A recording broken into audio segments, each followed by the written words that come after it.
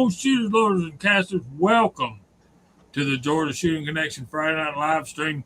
Glad you're here. Glad you could find us after my shameless atrocities of trying to reuse a reusable StreamYard link.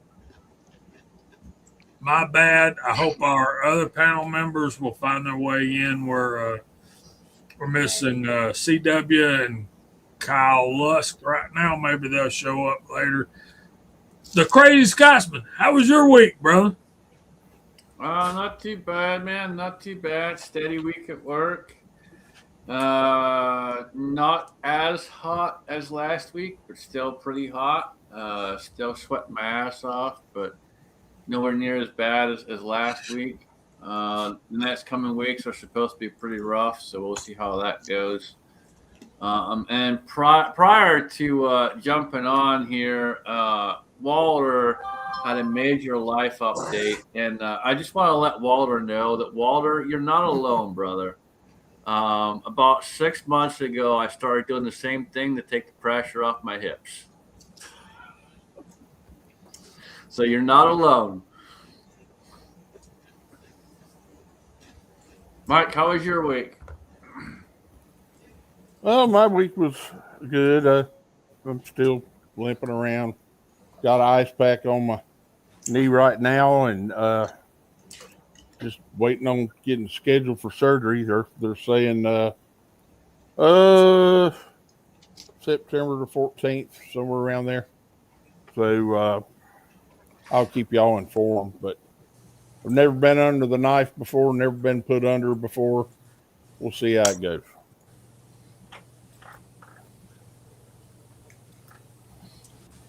Mr. CW. CW, how was your week? Yeah, CW. It was pretty good. It went by pretty quick. He ain't here yet. We had. Can't hear me. There That's my microphone works. I hear you There fine. Yeah, my microphone working fine. Yeah, that ain't Yep, what he you're said. here. Yep, I hear you. We had 2 days of torrential rain, but other than that, it's pretty good. Get down there to 6 if you're done. 6, all right. We had a pretty good week. I really enjoyed myself last Saturday.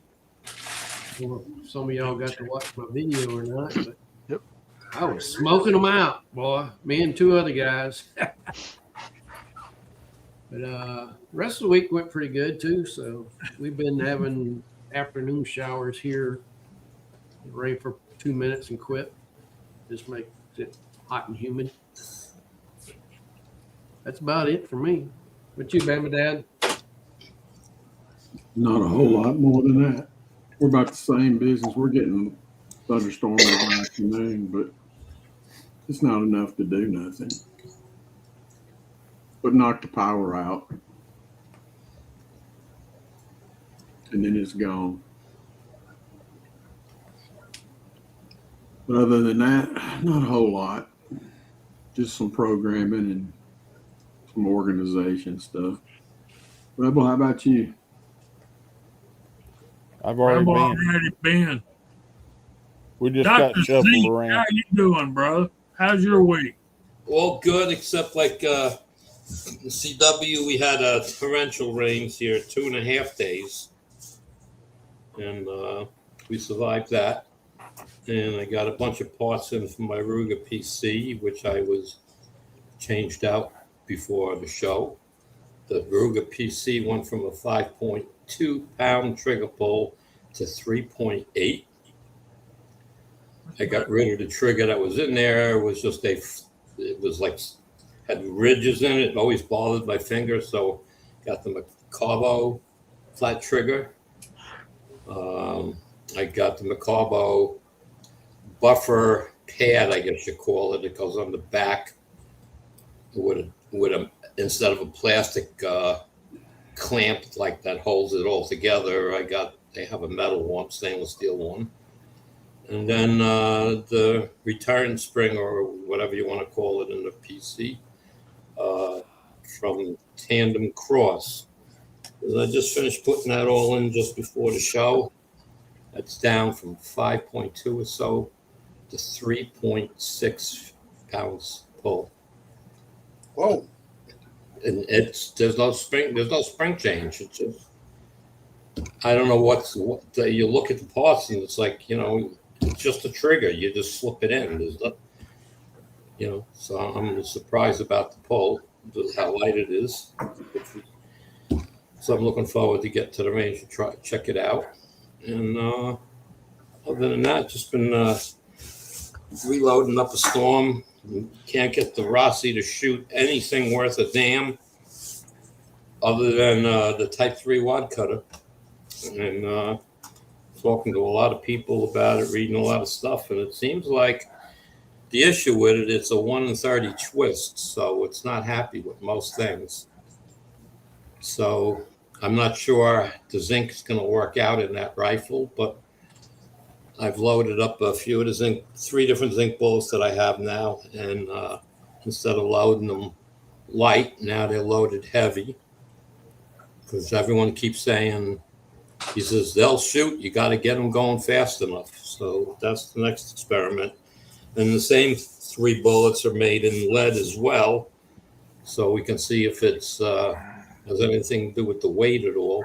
But this will be the first gun that I'm having an issue with. That Scout, the CVA Scout 44 mag I bought, shoots anything and everything, and it's just dead nuts zero. So you're talking about a 240 grain lead bullet, and it's 100 and I forgot what it was, 130 grains or something like that. It is in zinc, and that freaking zinc is just as accurate as is in any other rifle I shoot. I don't know what's up with the Rossi. So the saga continues with the Rossi, and that's about it. Well, thanks for being here, Andy. We've been missing you, brother. Yeah, well, the wife wants to watch this TV show on Friday nights, and I'm able to download it before it airs on TV, so we don't have to watch commercials. So that's been my Friday nights, about 7:45. We're down there watching it. So That's a good thing. We've been watching. Never mind. Viejo, Mr. Walter, how was your week? We'll get back to what I've been watching later. I had a pretty good week. And what to address what Scotsman was talking about. Some of you guys know I had this. Well, I guess I've had this back issue for a long time, just didn't know it, and it can get pretty painful. And my back ain't straight; it's out of whack. There's stuff in there that ain't supposed to be in there. All kinds of good stuff going on in my back. It's improving a little bit, but the upshot is I can't wear a belt tight enough to hold my pants up because my belly's too big and my butt's too small. Suspenders. And so I had to go to suspenders. There you go. Old man so you guys are going to start to see that in the videos. And I went to the range twice this week, which is another story that I'll tell you just real quickly. But at the range today, there's a guy there that recognized me. He says, "Hey, you're Viejo on YouTube." I said, "Yeah."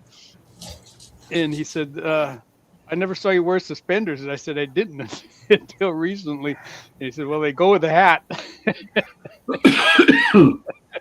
So anyway, and so here's the reason I went to the range twice. I went yesterday and I went today. And mind you, it's a little bit better than 100-mile round trip. So I get to the range yesterday morning. I leave here a little before 7 in the morning, get up there at 8 o'clock or so before the throngs get there. I start unloading the truck. I probably had 250 rounds of ammo loaded up to go shoot. I arrived with 50 rounds of stuff that I didn't want to shoot anyway. It's kind of my backup ammo of 40 Smith & Wesson. So I shot 50 lousy rounds, turned around, came home, and went back today and shot the stuff I was supposed to shoot. I could, if I'd have been limber enough to kick my own butt, I'd have done it yesterday. All I could do was laugh. It's a nice drive, It's foggy where we start down here low, close to the ocean, and this range is up at 2,800 feet. So you climb up out of the mist and get up onto this ridge that overlooks Santa Barbara and the Pacific Ocean and out to the Channel Islands. And this time of year, all you see is this blanket, this white puffy blanket that reaches out across the ocean, and 25 miles out, you see these mountains sticking up out of the clouds, and you'd swear it was just a valley you were looking at, but it's out over the ocean. It's pretty dry anyway. So that's what's going on around here. Good week, more or less. Rebel, stop. I love being right. I sent him a temperate rainforest map of the United States. Here's the thing I learned in marriage counseling. Oh, You can be 100% right, but 100% wrong at the top of your voice. Well, Yes, we dear. ain't married. I love you, but we ain't married. Praise God for that. Hallelujah. All right, man, we got open topics tonight. Uncle Bob, I wished you would pop in here. Kyle, I messed up, dude. I tried to use the reusable link from StreamYard, and I remembered quickly why I didn't continue to do that mess. it even followed up the StreamYard, because when I opened the StreamYard, even as an admin, there was nothing there. And I refreshed, and it gave me some funky window I'd never seen before. I didn't click on it. And then I said, oh, let's just go to the link. I went to the link, and the link come up 404. And that's when I was chatting with Walter. And then I went back, and I just shut down StreamYard. I said, you're on here. You've got to be on there. I shut down StreamYard, opened it back up, and there was still nothing there. And I refreshed one time, and then it was there. So, Yeah, I wished I had remembered that before I did that. I also wish that Uncle Bob would start joining us on the panel.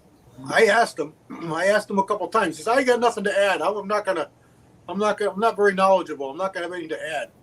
Well, I disagree, Uncle Bob. You've got a lot of new knowledge, and I know this for a fact because I got the video sent to me. So you've got some real world new knowledge, and we would love to have you on.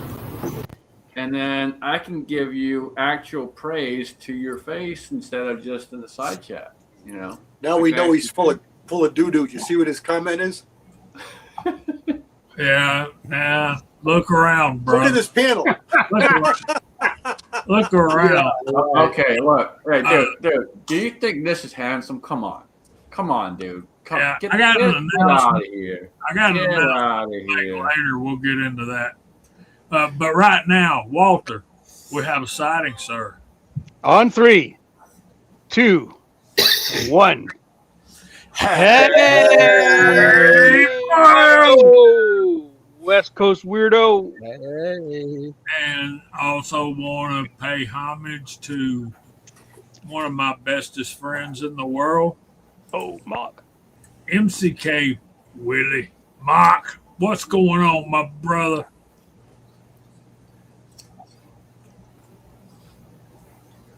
Yeah, he's still at work, y'all. Pray for Mark. I go back today and Kyle, check your email, brother. I sent a new link, man. I sent a new link. See, the thing about the reusable links, They're not reusable. they're reusable, but they don't put a new live stream up on YouTube. So, we got to searching and we couldn't find ourselves, and that's a problem. So I scrapped everything and started over. And Andy and Six and Bama Dad recommended that that's what we do. So we did that quickly as possible. And here we are 16 minutes in, and y'all want to see a quick video? Let me see, can I do this? Probably going, maybe we should wait later because I'm pretty sure I'm going to get a copyright strike for this video. But it's Hickok. Bodie. Will we get a copyright strike from a Hickok short? I don't think so.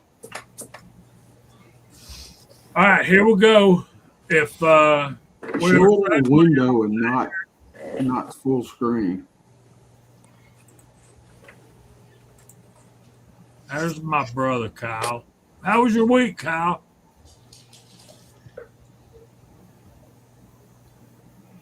There we go. How was your week, brother? Oh, it was fang-dang-tastic. I'm just mad that I have to go to work tomorrow. Ain't we all? I got to go back Monday, and I've been off for 2 weeks, so they're going to have to retrain my sorry butt. I'm sure you'll fall right back in line. Yeah. Maybe we'll get into that later. I'm probably going to be retiring sooner than later because of some of the crap that went on that week before I went off on vacation for 2 weeks. But, there's you alone. Nobody else but you are responsible for the quality and craftsmanship of your work. And you can be taught and you can ignore it, but only you are responsible for the quality of your life, your work. And in the reloading community, we know that to be true more so probably than any other community, because if we mess up during our reloads, what can happen? Bad things. Well, either nothing or a big boom. That can happen. We could possibly not go home. So there's that. And maybe that needs to be expressed to my boss in more explicit terms. And that could get me fired when I get back Monday. But so we'll get into that later. And Jamie, we've had quite a few discussions about this kind of thing, and you know the issues I have at work right now. And the older I get, the less and less I bite my tongue, and I just say it how it is, brother. What's the worst that's gonna happen? Yeah, they can't take away your birthday. I can always find something else, and that's just how it is. I'm not gonna sit there and you do what you gotta do, man. You say what you gotta say, and be you. Like I told the boss one time, Burger King's hiring every day. At least they won't go hungry. At least they'll know how you feel. yeah, Reloader 762, I just seen your text. Absolutely. I'm already trying to make gas checks, but I'm having trouble finding stock to do it with. And drink cans are too flimsy. What they recommend is 14 thousandths copper. That's too thick. I mean, that will tear up your press and your bench. So, I'm looking for stock, man. That would be great. That would be great if you got some ideas what to use and how to go about doing that. That would be awesome. Right. Hey, Jamie, have you tried the metal bottles? The what? For beer? it's not a big thing anymore, or not as much as I've seen anyway, but they make glass bottles for beer, and they make metal bottles that are shaped like glass. Yeah. Those are a different thickness and a different kind of aluminum. And I've heard a lot of guys using those. You got to do a little work to make them, to be able to use them. But I have no idea the thickness of them, but I know they're thicker than, tin cans, which are. Yeah, they're a lot thicker than tin cans. Yeah. Yeah, but you can buy flashing. The Yes. problem with that is I'm probably going to have to buy Michelob Ultra. Also, there's flashing you can get on Amazon. I've hesitated to do it because it's like 10 lifetime supply for like $60. But I believe it was the correct thickness. It's aluminum, but it's the correct thickness. Well, I don't aluminum have a flashing. problem Yeah. with aluminum. You can get we call it Yeah. shim. Yeah. And you can get That's what rolls this of is. it. It's a roll of aluminum flashing. I Yeah, want you to can- say it was $60 or $80, but it's like What? 10 lifetime supply for gas chips. I've got That's probably I've got cheaper some than here. any of it. I've got some here, Jamie. You want me to? It's rolled out in the woods somewhere, but I can find it. Do you want me to cut off a piece and measure it with my micrometer? Tell you how thick it is, or Yeah, man. I I don't know. mean, here's the thing 14 thousandths copper is one thing, 14 thousandths of aluminum, it would be much softer and much more malleable. Andy, Yeah. have you ever done any of this crap? Well, no, I know I don't use gas checks, period. But Yeah, you use zinc. I'm thinking it.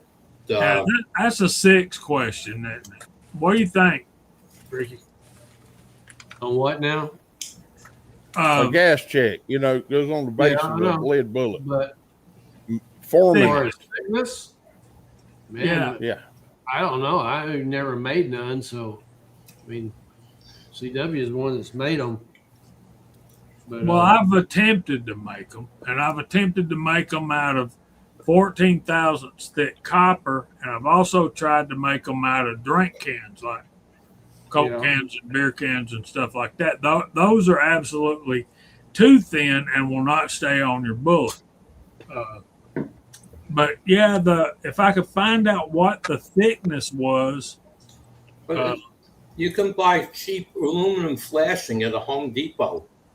That's what we're talking about. I've got some, and I You can can buy I an can $8 measure. roll. I mean, you don't have to Yeah. go buy crazy rolls. They have smaller The rolls. stuff that I saw was too thin. yeah, Reloader 762, I would love to try what you're talking about. Yeah. I And mean, we I'll buy you shim stock more all the time at work. do what? We buy shim stock at work all the time, rolls of it. You can get it in any thickness you want. Yeah. Is it aluminum or copper or? You can get it in whatever, brass. We Aluminum, usually buy steel. brass. We got stainless steel. I got some that's 1 thou thick. I got some 5 thou thick. We use it to shim up our tools or whatever. Yeah. I think some 10 thousandths aluminum would be the ticket, or maybe even 8 thousandths copper. And Reloader 762 has some clean litho plates, 12 by 12.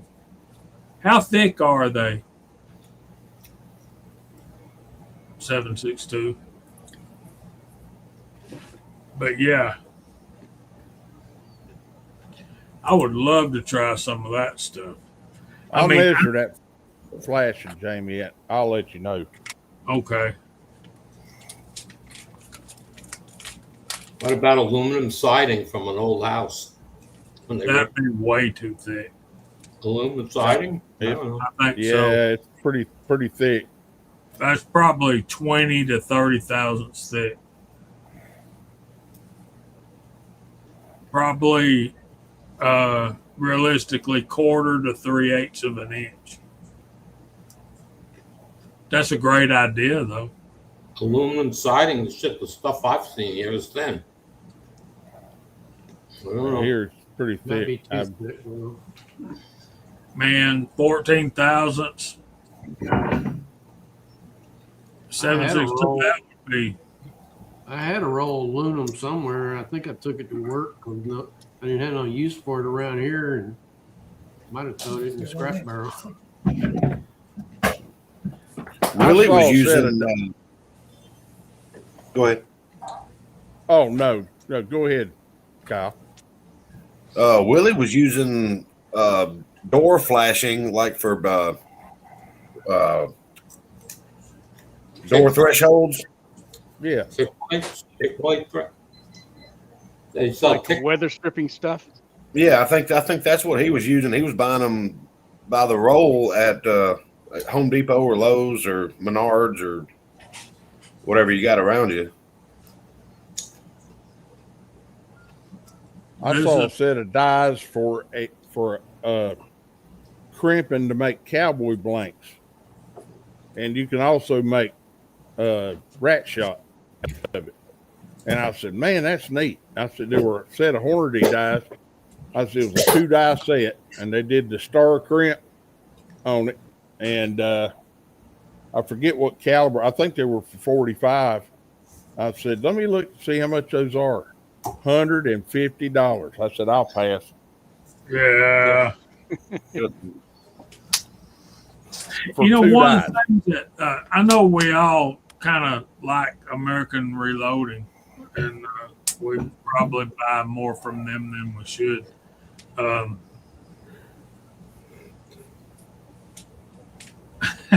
Colt 1927. Check this out. Wouldn't be the first time I went to Lowe's with calipers. Yeah. Amen to that. Get some, brother. Ron Wayne. Good evening, sir. Thank you for being here. And I still have your address, and I will hopefully send you some JH586 swag tomorrow morning. That's my goal. And another guy sent me, Ron Wayne sent me an email, and Rollis Carbellis sent me a text message, and I got his address. So hopefully I'm going to take this sack of stuff I got to the post office tomorrow and see if they have an economical way to ship this kind of thing. Because what goes on at the post office is they expect you to know everything, and you can get like a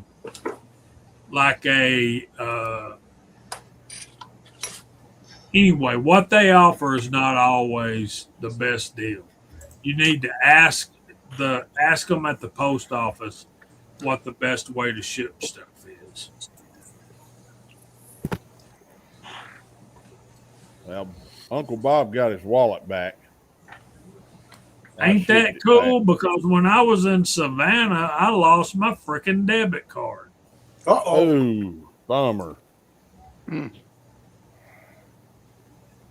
I kept telling Bob I was going to the strip club with the money he had in there. Here's the thing. Bama Dad sent me a link to some copper sheeting, and I highly appreciate that. But 8 mil 32 gauge, what does that mean? 8 mils is the same as 8 thousandths of an inch. For real? Yeah. Yeah.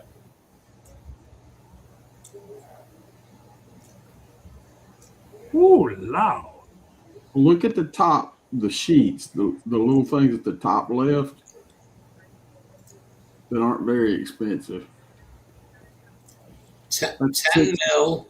6x6 sheets for $39.99. It's 8 sheets of it. It is 10 mils copper strip, 1 inch by 10 feet, $26. I see a roll of aluminum on Amazon. It's 11 foot by 4 inches, 0.3 millimeter. That's about 11 thousandths. Whoa, that would be cool. It's That's big thin, isn't it? Well, he was saying that he was wanting about 10. So that's You might even find it in the hobby store. I've got some 30 caliber gas checks downstairs somewhere. Jamie, they're pre-made, I'll measure one of those too and tell you how thick they are. That roll is like $13 on Amazon. Hobby Lobby. Jamie, that place, you can get it whatever, however thick you want it from that place. Yeah. So Reloader 762 plates are anodized on one side, which should go to the inside of the cup. The other side is slick and shiny. Copper strip roll. What's the size of it? So all I can tell you, 762, is you want to send me some of those plates, I can pay you, or I can send you some gas checks. I can make a good hobby store will have it too. That could be. That could well be. They're not giving. I found like a Hobby Lobby, but they're not giving me thickness. It's the roll though is 25 feet. Maybe it's 0.15 inch thick. It wouldn't be the first time I went to Hobby Lobby with a set of calipers. But I mean, they're out. You know, it's there. I'm just shopping. Copper and Hobby Lobby came up, and all these different hobby stores. 20 mil. Y'all ever gone to Home Depot or Lowe's and you don't have your tape measure on you, so you go down the tape measure aisle, you grab a tape measure, and you go and you measure what you need to measure, and you go put it back. Oh, yeah. I used to work at Lowe's and I would do that. Guilty as charged. Done it 1,000 times. All right, back up. No, don't back up. It's time for roll call. Walter, what do we type in today? Let's make it easy and put in GC for gas check. Amen. That's what I like is easy. Easy? No, gas check.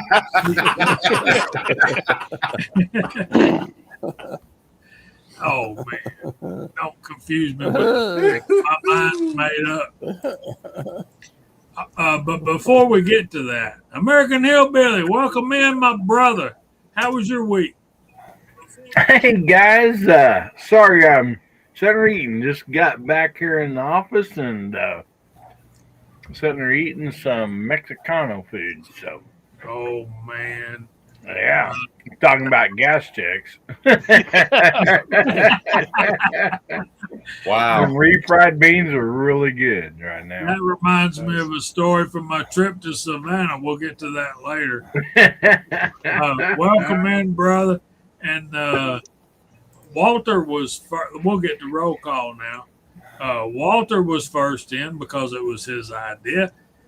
He's on the panel and in the side chat. Mike Hester is on the panel and in the side chat. So is Andy79Z28. So is Six Shooter Texan. So is Bama Dad. So is Hillbilly Up. Colt 1927 AC. The Crazy Scotsman is on the panel and in the side chat, but he seriously is deficient in following directions. And Rollis Carvelis is out there. 454 bore. All loud. Dwayne 7834 chessboard. 1968. That was a good year. Edward Petty's out there. Bobby Barlow. Last of three. Good to have you. Our brother, the real Uncle Bob, is out there. Rollis Corvellis 6254. Garage Guy 879. Reloader 762. Glenn Davis 9663. Ron Wayne Official. I don't know what that means, Ron. Okay. Rich B 804. Last of three. Kyle Lusk 01 guy. And I think we are up to date at the moment. I think 68 was a good year because I was born in 69. So You guys are all babies. Your dad thought 68 was a good year anyway. yeah, he Yeah. did, didn't he? At least that one night. at least for 4 minutes. Here's the thing. My mama taught me young in life. In 1968, I was 6 years old. And she taught me that in 1968, the world experienced more history than it could digest. That's probably true. What all happened in 1968? Do we need to go into that? Probably not. It'll get us off track. Yeah, I don't want to have to call my parents and ask. So Wait a minute, Jamie. Are we really on a track anyway? Did a Kennedy die? Kennedy died, but it wasn't. It wasn't John. It was Bobby. Bobby. That's what I thought. But who died in 1968 before Bobby? Marilyn Monroe? No. Does it start with an M? It starts with an M. Well, it actually starts with a D. They're grasping at straws. Dr. Martin Luther King. Absolutely. He was Vietnam War, Robert F. Kennedy. Dr. King was assassinated April 4th, 1968 from the balcony of the Lorraine Motel. Yeah. In where? Memphis, wasn't it? Memphis, Tennessee. And another great I know all kinds of history from before I was born. Nixon was Right, elected. yeah, but that wasn't until November. But one of the things that aided him in his election in 1968 was the fact that Bobby Kennedy was assassinated in June in California, right after he had won the California primary. Yeah. yeah, I heard say that they wanted Bobby to run, and then RFK was on just like second there, you know. But the one date I remember always is August 16th, 1977, when Elvis died. Yep. I remember A that. little David. piece of me died. Elvis didn't die. Elvis lives. Come on, man. He's in some camping spot traveling the world. I do agree. What was that date again, Hillbilly? August 4th, 1977. Okay. That would have been 6 days before my what? 16th, 15th birthday? I was born in 62, so it would have been 4 days before my 15th birthday. Isn't it interesting how some of those dates will stick in your mind forever? I mean, half the time I don't even remember when my own birthday is. Yeah. But I remember exactly within an inch of where I was sitting when President Kennedy was assassinated. I remember exactly where I was sitting, what I was doing on 9/11. You know, I remember exactly where I was, what I was doing when we got the news that Elvis had died. You know, those, for some reason, those iconic people, you know, they, and Martin Luther King too. I was around when that happened. It just, I don't know why those things stick in your brain, but I remember what I was doing when John Wayne died. yeah. Good friend of mine, he was in Memphis when Elvis died, and every morning he went and got a newspaper out of the newspaper, a little stand there, you know, put a quarter in. Newspapers are stacked in there, you know, and he still has the copy. That was the day when it came out in the news that Elvis died. He goes, man, for a quarter, I should have just grabbed all of them. You know? I remember coming home that day, and like my parents, like everybody is upset. A few people crying. I'm like, what's going on? Yeah, yeah.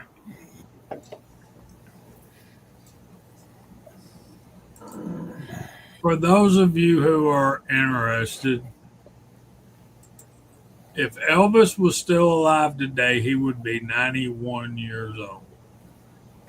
Not quite 120, Rollins. His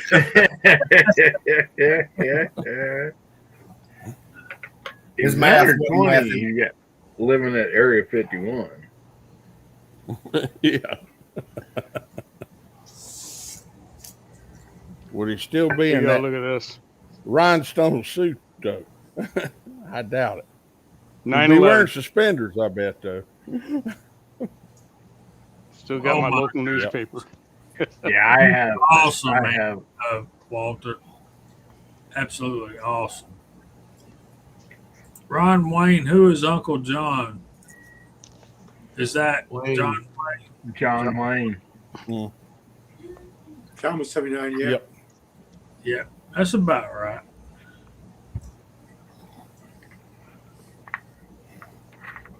I think I was one of the sitting at last the, footages of him is him shooting with Clint Eastwood or something at a gun range.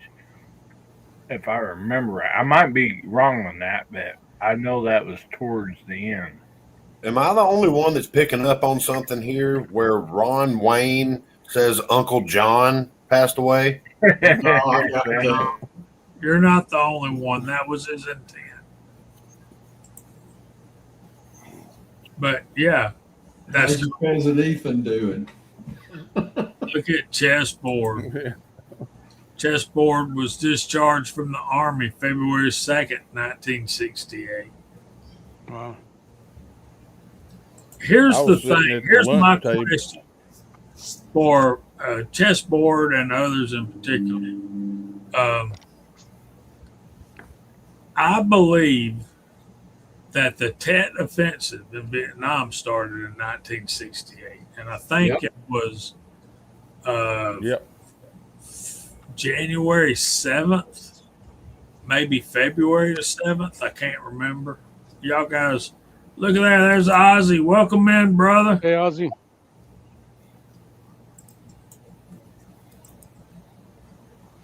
I think it was January, Jamie. You think it was January 7th? I think so, yeah.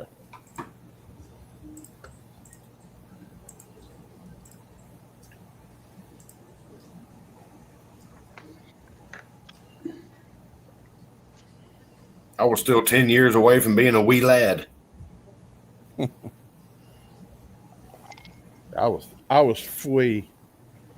But my ex-father-in-law told me he lived through the Tet Offensive. He said when he was in the artillery, and he says when the fire control mission is level guns, flechette rounds, charge number 1, he says, they're right on you. You're shooting a 105 millimeter shotgun. Damn. One way to put it. Well, he showed me a Brownie picture. You remember the old Brownie cameras? And they're real vertical. They're like 2.5 by 4, whatever. And concertina wire with bodies hanging from it. And they were trying to climb over their dead brethren to get to our troops, and they just kept firing and firing and firing to keep them off of them. A couple of fire bases got overrun during that. Vietnam was, I guess, my generation's war because I grew up with it. Born in 65, and it ended it technically in 75. I was born in 62 and grew up watching newsreel footage on the news during supper every night. And I'm sure CW did too. And 6. And probably Andy and Walter. Definitely. Guys of our time were absolutely positive. Yeah, a lot of people was born in the 50s. They would have been in the Vietnam young era to go to war. Yeah, Look at that, Colt, 1927. I was born in 55. yeah. See, that's, I was born in 62, and it was obvious that if the war was still going on, I was going to get drafted. I was going to Vietnam, and that's the way it was. Yeah. I got called twice and got rejected twice due to medical reasons. But a bunch of my class went and never came back. yeah. Yeah. That was the high school graduating class of 1965, and a bunch of those guys were over there, and that was the last we saw of them. Yep. Yeah. Hey, Papa's Place. Good to Yeah, see lucky. Bull out there. He was born in 66. He said his dad was a cannon cocker in World War II. Uh-huh. His brother fought in Nam, started as a cannon cocker, finished up in MI. I don't know what that means. Military intelligence. Just a guess. Or Michigan. My brother, he's 10 years older than me. He got drafted. He got lucky and didn't go out of the States, though. Well, if I'd have got drafted, I'd have been 10 years old. So My dad's claim to fame. Perfect. I felt just perfect where the war was over and they stopped the draft, and I was born early enough that I didn't even have to register. No, man, I had to register. Yeah. My dad's claim I to did fame too. during the Vietnam War is he was in the Air Force, and he flew a desk in Denver, and his job was to keep the Viet Cong out of Colorado. And they did such a good job, there's still no sign of them there today. Yeah. Those same boys were in charge of keeping the elephants out of there too, weren't they? Yeah, I think so. See, When did they stop when that? did you Jamie? I remember graduate, having to sign- Jamie? 80? I remember having to sign too. When did they stop that? 1980. I don't know, man, but Papa's Place said I graduated. He was born in I said 57. I graduated in 83. I turned 18 in 1980, and I had to go to the post office and register for selective service. Oh yeah. No, they We all did. They, You were they, born they January still the do. 1st. They still do selective service because I can tell you that for a fact because I still got the card in my wallet. Yeah, I Okay. had to. Part of the coming here is you have to sign up for selective service. Yeah, that was a big day in my life. My dad told me a couple of days before. He said, "You turn 18 in 2 days, and your first trip, and the only thing you need to make sure you do that day is go to the post office and fill out the card." And I did. And I did. my That's dad what I did did it. in terms. No, Selective kind of service. like Walter. If they ever did call me up, I didn't have any choice. Colonel Martin was waiting at my kind of like call Walter. If they ever did call me up, they'd hospital. probably disqualify me for medical because I got so many different things going on. Yeah. But They not signed that us up. not that I wouldn't serve. If I had to serve, I would, but they'd disqualify me because of all my medical problems. Let's go back and find Chessboard's poem. I need to read it for you.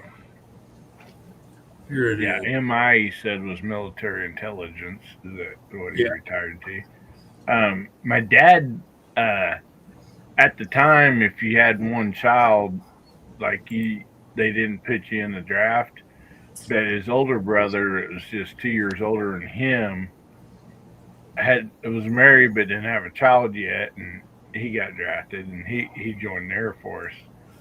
But Yeah, I mean, I my dad was think willing my to dad. serve, but My dad was was just going in, and they pulled him out and sent him home because I was born. Oh yeah. Cool. Where's Hasbro? There's Chessboard's poem. Vietnam was a deadly place where all men died with no disgrace. Load their rifles day and night from dusk till dawn turns to light. Seems like there needs to be another verse, Chessboard. I'm sure there is. That's awesome. Yeah, and it's what's I mean, this may be a little off topic. What's sad was, they several of our governments said there'll never be people hanging off airplanes or helicopters ever again. But then when we pulled out of Afghanistan, the same thing happened.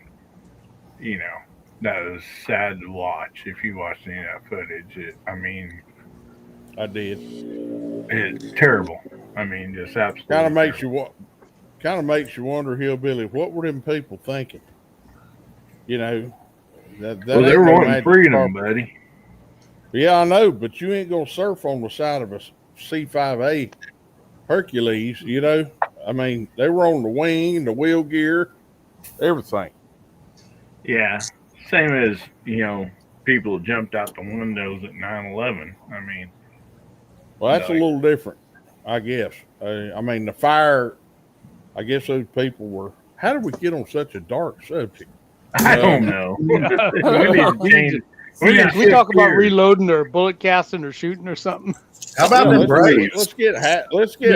All right. Well, we did have a question way back earlier in the chat, and I still have it sitting here. All right, hold on for 1 second. Let me address Hasbro.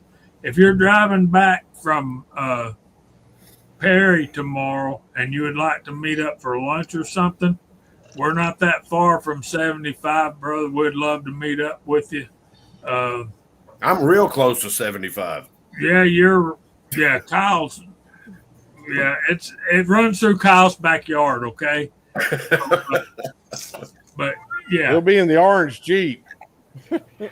Stop by and take a swim in his pool. Yeah, he's got a pool. Come to Kyle's house. Anyway, we'll meet you if you want up to Alabama or whatever. If you want to meet up with us, I'd love to meet you in person, Hasbro. And I can probably drag Kyle and Ricky Baird along too. Now I've got to work until 2:00. From 2:01 after, I'm good. That's all they're getting out of me tomorrow. I've had the last 3 days off. Jamie, I got good news too. Oh, let's hear that, brother. Hasbro, I can be in Dalton in an hour, buddy. But yeah, next time. One thing we got to remember is Hasbro has a granddaughter in Perry, Georgia. So eventually, I'm going to tackle his butt up and down. That's just a little bit south of here. Because I did play defense a little bit. I'm the only defensive tackle in Cartersville High School history to score 2 touchdowns in one season. That's awesome.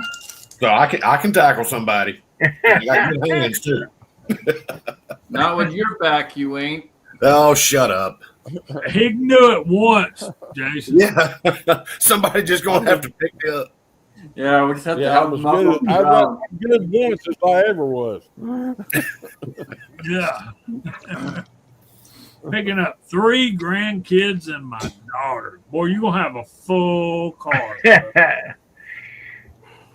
But I did get some good news, Jamie. Our buddy, NCK, he's heading to Texas, and he's going to be coming through this area. And he texted me a couple of days ago and said, hey, I'm looking for some hog hunting. Also, can we meet up? So we're working on that. He found a place just like we can't, like in Missouri, they kind of outlawed the hog hunting, but down in Arkansas, I mean, just south of me, there's all kinds of like places you can hunt them razorbacks, and they have actual razorback hogs there. And so he got that set up, so he's super excited about that. and we'll meet up as he comes through. And he said a good thing about it. Well, I'll be going through twice, so on the way down and on the way back. So I'm very I excited. hope like crap I don't have to tackle him because golly, he's a big old boy. I mean, I will if I have to. I just don't want to have to. You'll enjoy Mark. He's very fine people. Oh yeah. He's as good as they come. If anybody knows a better fella than Mock, you need to introduce me to him because my contention is there's several his equal, none his superior. Amen. That's what I feel about Mock. Listen to your Georgia accent. I always thought his name was M-O-C-K, Mock. It's not. M-O-K. That's not from me, Hillbilly. That's from his Daughter. grandkids Granddaughter. trying to say Mark. Oh, okay. She couldn't say Mark, so she called him Mock. Oh, that's awesome. So I'll call him that. There you go. I just thought Jamie, I was like, wasn't wanting to say anything, but I'm like, damn, man. I mean, you're my friend, I ain't gonna rub any dirt on you. Here's Jamie talking about Mark, and then you go, God, what about me to other people? That's sorry, no good. That no good hillbilly. Redneck. Yeah. You leaving us, Dr. Zink? Yes, sir. Well, man, Good night, Andy. Night, buddy. We've been Night, missing. Andy. Have a great weekend, Andy. Have a good rest of your weekend, brother. And look at that backdrop. Yes, sir. Y'all keep saying have a good weekend. Hell, tomorrow's my Monday. So you were off today? Yeah, I'm picking Irish. I've been off the last 3 days, man. Tomorrow's my Friday. Yeah, Monday's my hell. Tomorrow's my Golly. I ain't kidding, man. Yeah, I feel sorry for you guys. Not really. Yeah, until your heart bleeds. You'll get there. Hey, us retired guys, it's 6 Saturdays and a telling you Sunday every week. that W word is a 4-letter word. It is, man. I know, man. I go back. You got to remember, VAO, my job ain't no job, and that was by design. I own a gun store. I get to BS with people all day long. Yeah, you got a good spot. You're in a good spot. You are. There's no doubt about that. But I saw that, CW. CW says Powder Valley has unique. I saw that today in an email. Problem was, it wasn't cheap. How much there ain't is nothing it? cheap. Find it You somewhere don't else. mind me asking. Yeah, He said right. find it There you go, somewhere CW. How much is it, if you don't mind me asking? Well, I don't think you say prices on here, or maybe in the side chat. It was, if I It's like remember, this and a couple of zeros. 6'2". Whoa. Okay. Yeah. Wow. That's pretty tall. Whoa. 6'2".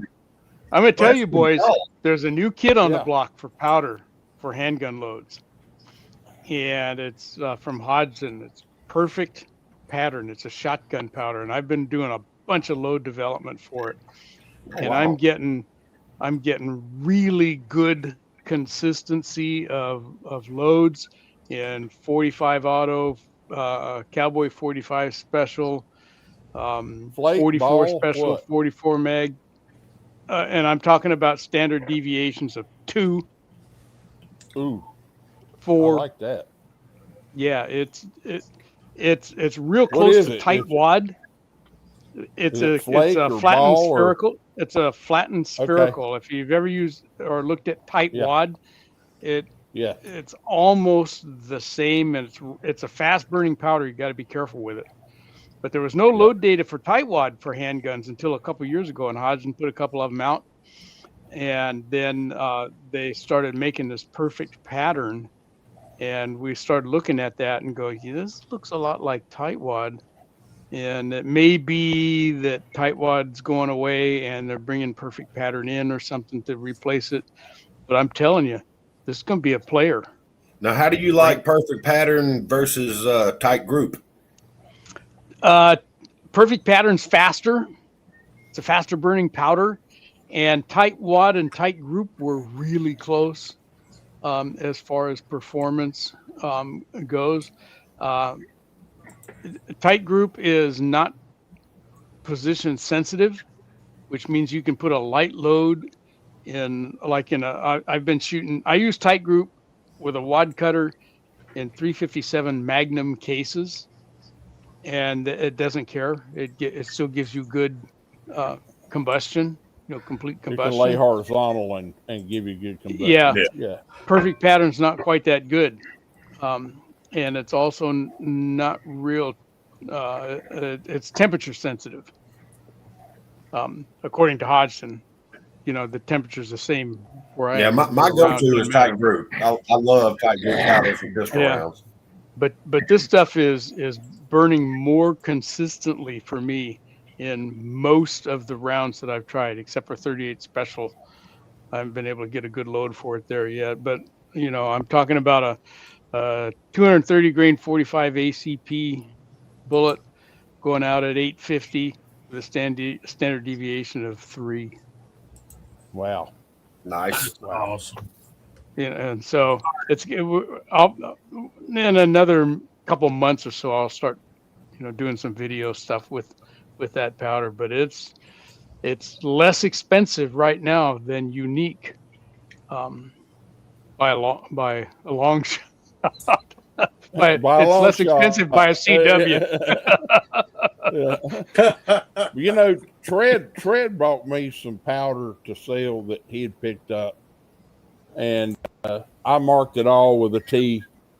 And he does that every once in a while when he comes up. He said, "Here, sell this in the store. And I'll take this, and you take that." I'm like, "Okay." Well, he brought me some TCM. Accurate TCM. It was made for that little, what is that? It was a 40 or 9mm case, neck down to a 22. It's super fast, and no one will touch it. They won't touch it. There's not a lot of data out there about that powder. And so if any of you guys have used it or tried it, or whatever, I'd love to be able to pass on to my customers, hey, this could be used for that. But I think I have some of that. TCM? TCM. I imagine it's pretty unforgiving because it's super fast. Didn't that bullet shoot like 6,000 on the speed, though?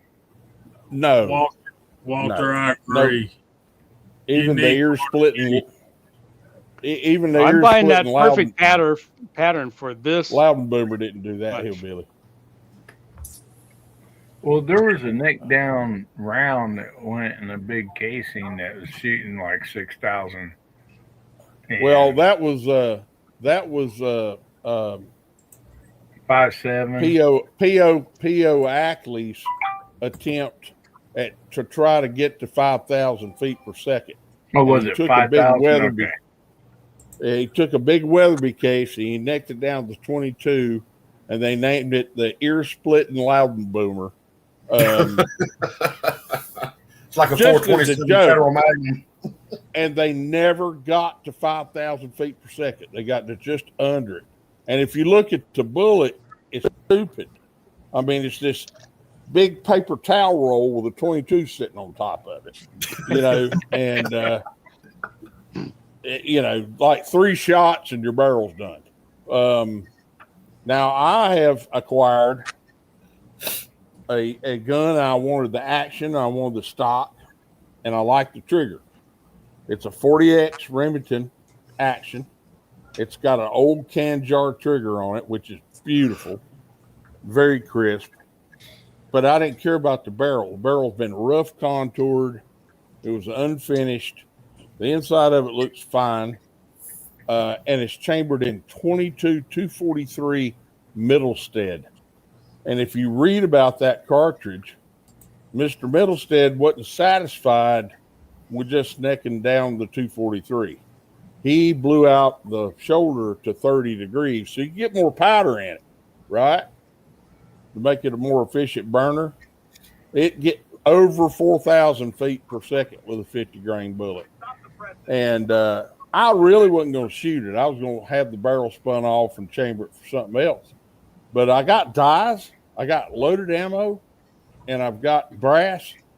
And my buddy said, heck, I'd load up some and shoot it. Don't you have a night force sitting there that's not doing anything? I went, yeah.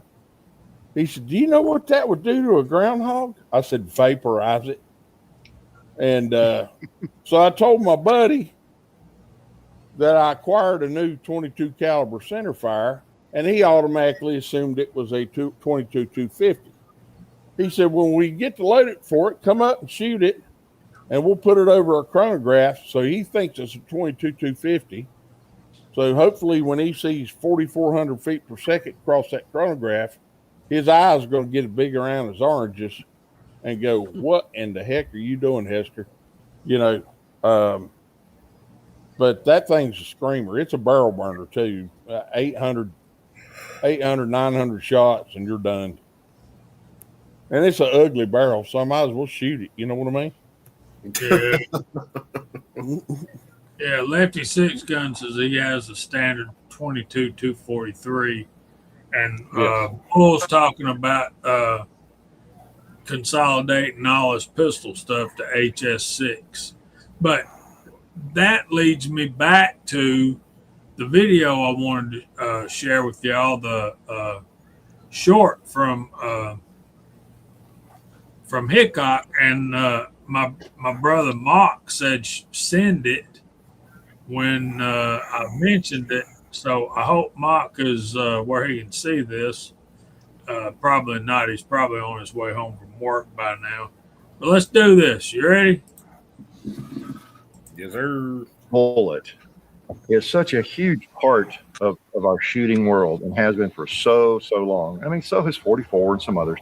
But 38, which is really generally not 38, and very quickly, back in the earliest 38s, it was like a 22 long rifle. It's a heel type bullet. You notice it's flush. The bullet is flush with the case. So if I put the micrometer on that thing, the calipers, and measure the diameter of the bullet in the case, it'd be about the same, wouldn't it?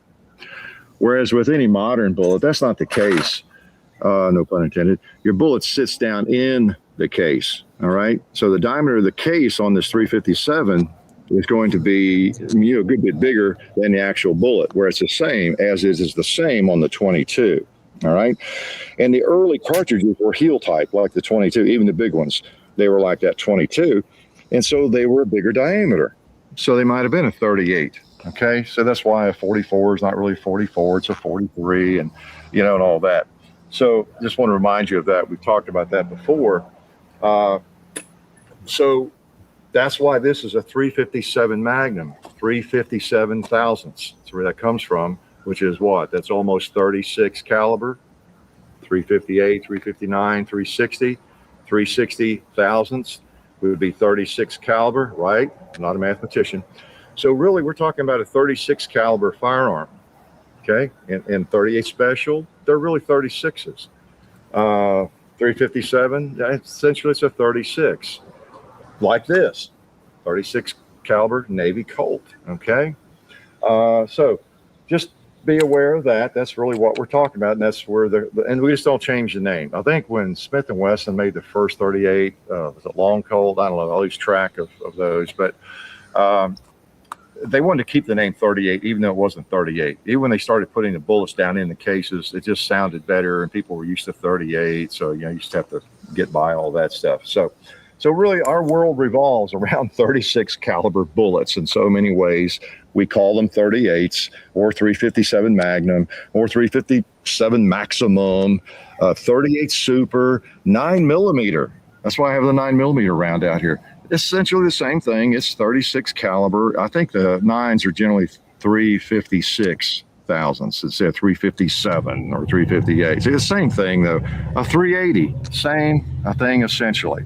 Okay, so we're we're inundated as shooters with these same bullets. 38 we call them. They're not really 38, but a huge part of our sport. The 38 caliber cartridge bullet is such a huge part of our shooting world and has been for so long. I mean, so has 44 and some others, but 38, which is really generally not 38. And very quickly, back in the earliest 38s, it was like a 22 long rifle. It's a heel type bullet. You notice it's flush. The bullet is flush with the case. So if I put my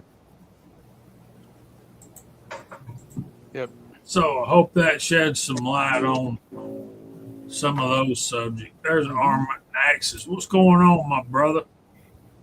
Yeah.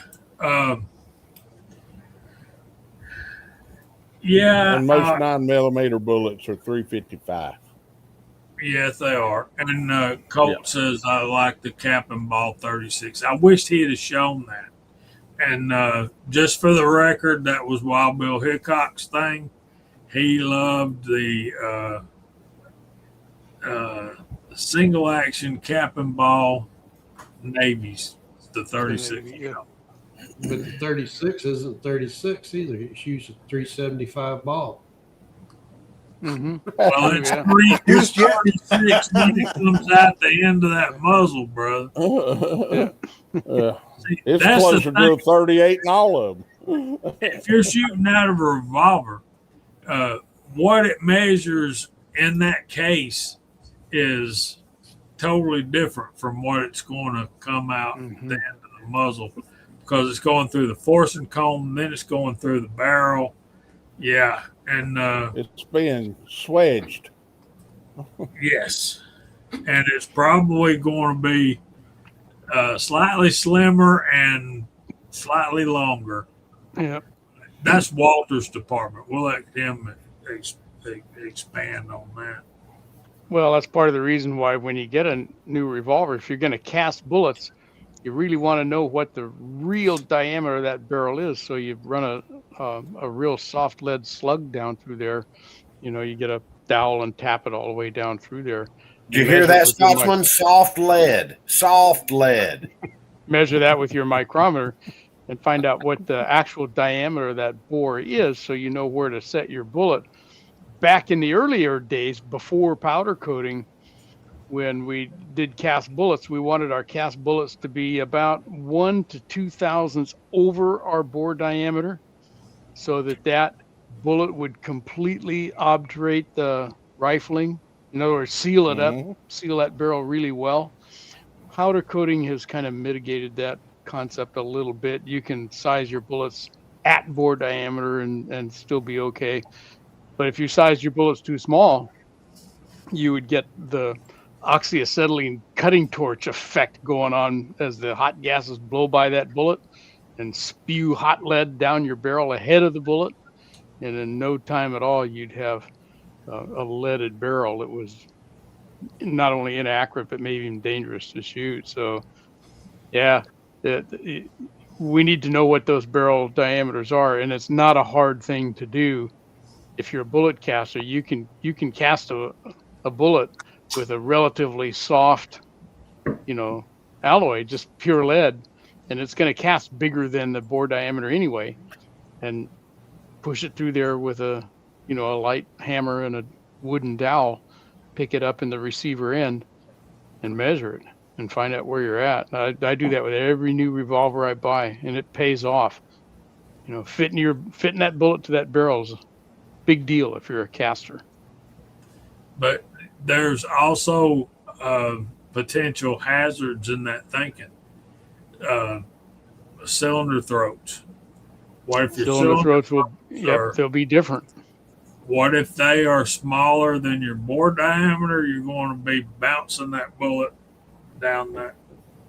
Yeah. Well, and if your cylinder throats are smaller than bore diameter, and you size your bullets for your bore diameter, and then they might not even go into your cylinder. They might not fit. Yeah. You know. And if they do, and you shoot them, they're going to be too small for your barrel. Yeah. So yeah, like I said, they're going to be like a BB rolling around in a boxcar going down that barrel. Yeah, but you can have that fixed by a reputable. Yes, sir. You can ream your throats. Yeah, not difficult to do. But it's good thing to know if you're a caster. You want to know where those cylinder throats are, and how's it go? Really how's is. it go, Walter? What's king with cast bullets? Fit. Fit, yeah. Fit is king. Yep, that's it. And cast bullets are not what factory jacketed bullets or plated bullets are. Their diameters, that's one of the reasons we cast in the first place, because you can fit the bullet for that particular firearm. Mm-hmm. Yeah, everything is customization. That's the big thing. That's the fun part. The big thing that people always talk about is saving money, but that's not why we do what we do. We do what we do because it's customization. And we're trying to find the best load, the best particular bullet that works in whatever particular firearm we're trying to utilize that for. That's what we're trying to do. We're not technically trying to save money. Do we save money per se? Depending on how many rounds you're shooting, maybe, but 9 times out of 10, you're probably not saving a whole lot. We don't save money; we just shoot more. That's the mantra right there. Yep. It's designed to help you make accurate loads for the particular firearm you're trying to put down range and get things going the way you want to go. That's what it's meant. And that is rifle, pistol, shotgun. It don't matter. And that's part of the fun of it for me, anyway. I mean, it's a craft. Yeah. No, it is. And so it's fun. When I first started all this stuff, years and years ago, and when I first got into YouTube, I was probably on YouTube for about a year or so, and then I met C-Max and a bunch of other people, and I was talking with C-Max one day, and C-Max is like, dude, why don't you reload?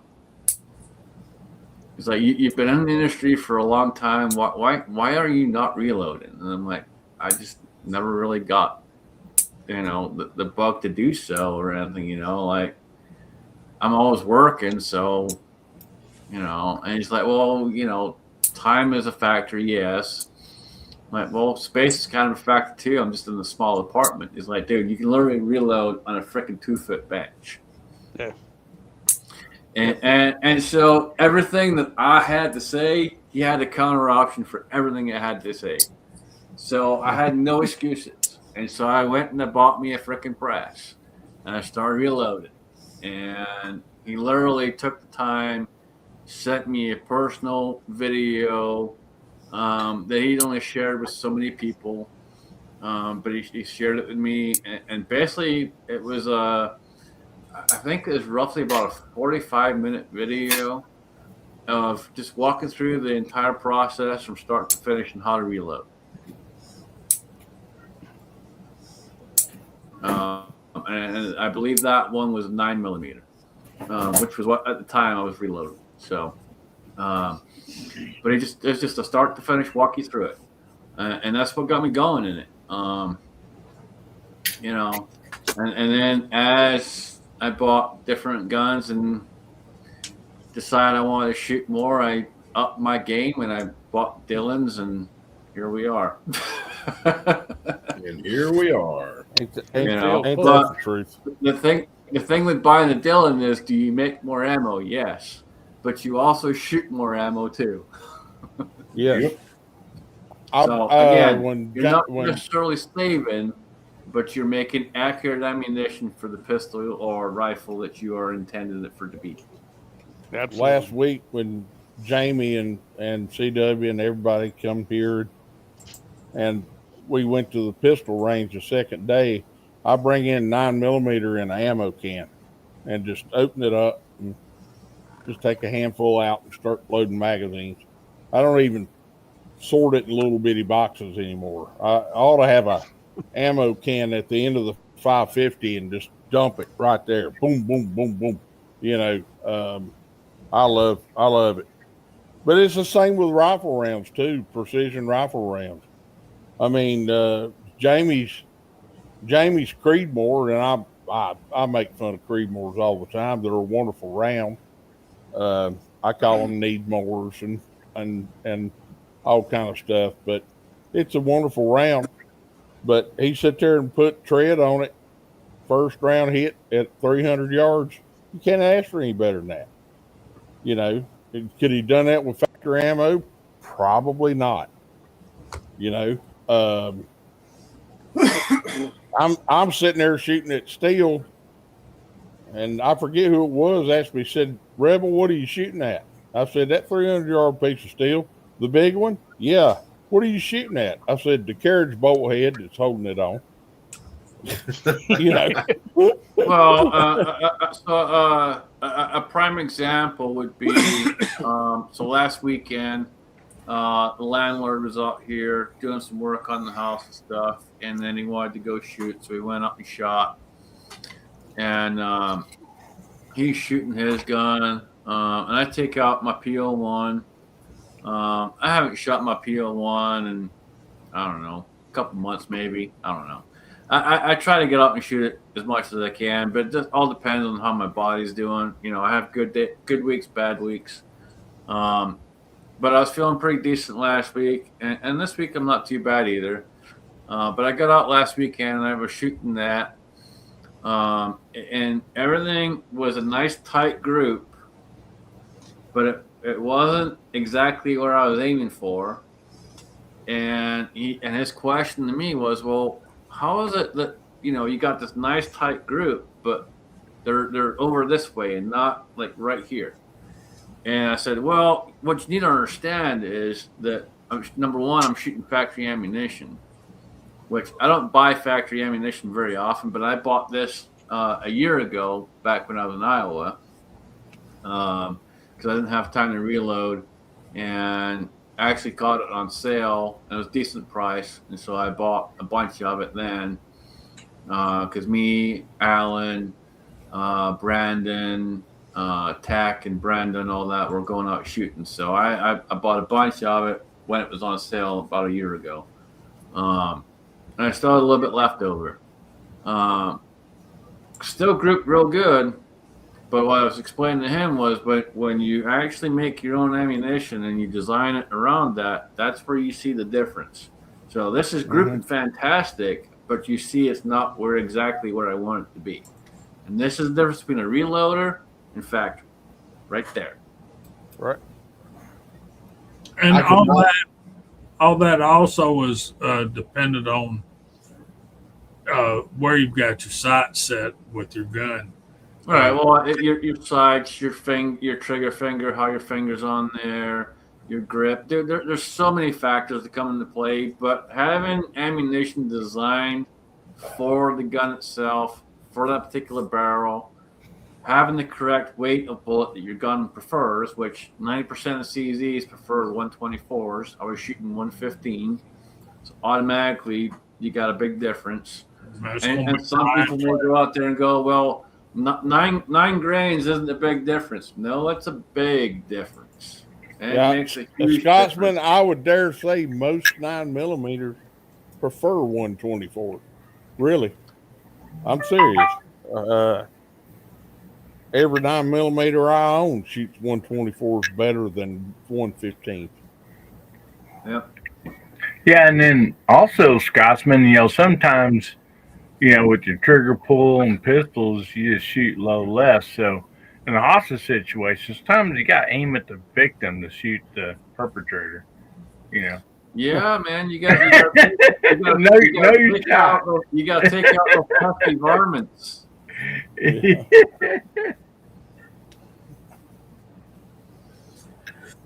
Yeah, if you're hand loading these rounds and you've got I think one thing we overlook is you're reloading, you got your sights set for your hand loads and where you're used to shooting and how you're used to shooting. And then you got that pet load, you got it tuned in, you got your sights set for that. And then any other load, whether it be factory or a different bullet that you've hand loaded, different powder, the point of impact is going to change. There's Every no time. way. Yep.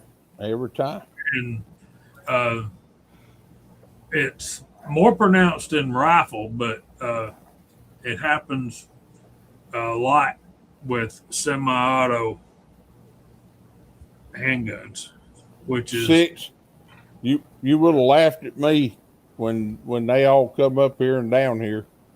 I was tuning up at Vaquero Montado, that 3.5 inch 45 Colt I got, and I ordered some Wolf Springs, and they were 19-pound hammer springs, and I said, "Oh my Lord, this feels so good." You know, I'd done the trigger spring and put the 19 click, click, click, click, click, click, click. CW had some Winchester primered loads. He said, "You want to try these? Winchesters are softer than CCIs." I said, "Yeah, they are." Click, click, click. Guess what? The next day, the 19-pound spring went out, and the factory hammer spring went back in. Pow, pow, pow, pow, pow. You know, as nice as it felt, it wouldn't fire. You know, so tell them about the 29 and my 44 special loads. oh, that's sweet. That's just sweet. I think that's I can't remember what bullet it was. I think it was the 219. Well, when you're looking down the barrel of a long barrel 29 and it does this, toof.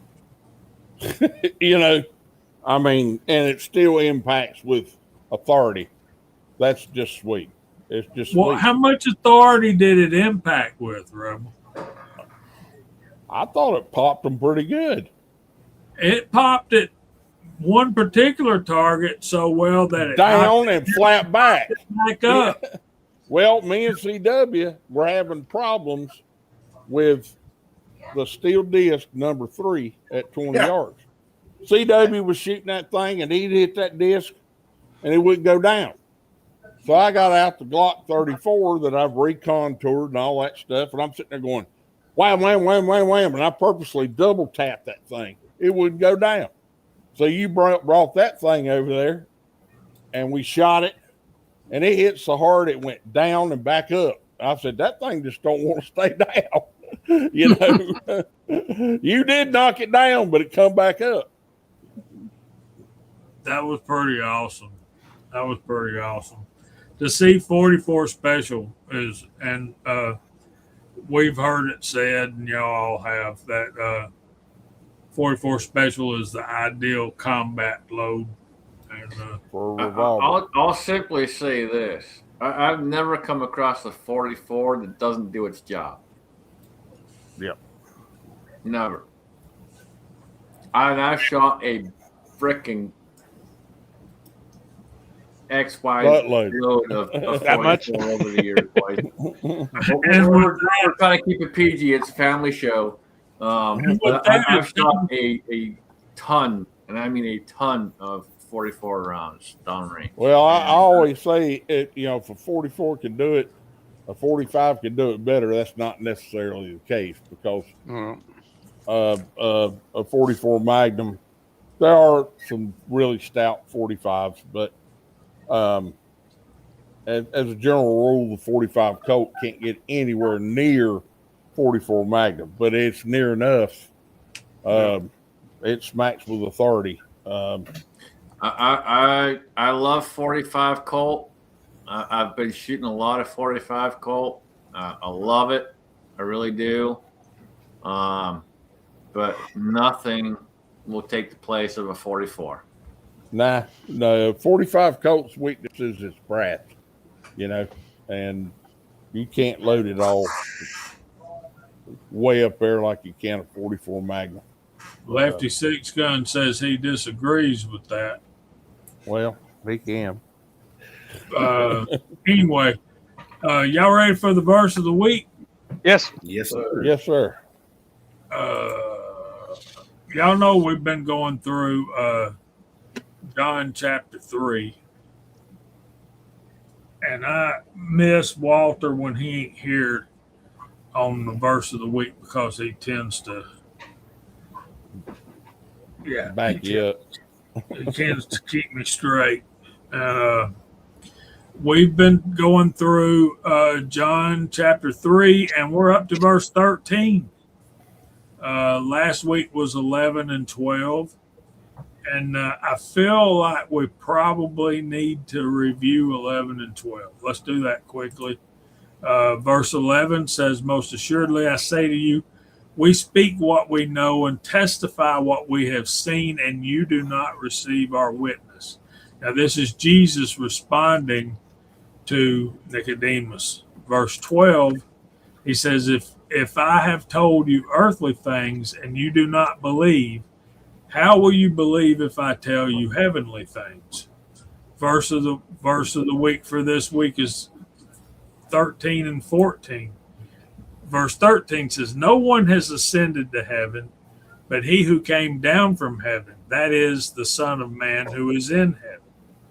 Verse 14 says, "And as Moses lifted up the serpent in the wilderness, even so must the Son of Man be lifted up."